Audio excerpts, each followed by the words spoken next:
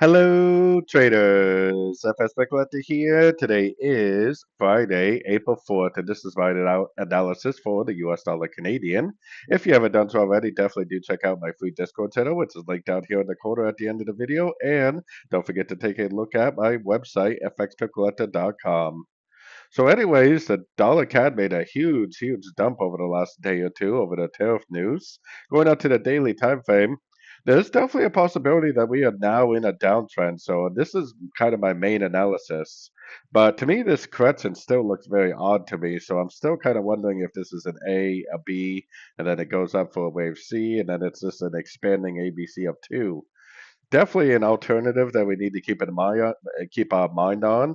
But I mean, there's no doubt in my mind that the trend is down right now. So I think that we need to be looking for shorts and assuming that it's more likely just to maintain and possibly move it to the downside, making lower lows and lower highs. So going back down to the 1 hour time frame, we got our Fibonacci retracement on this big move down right here.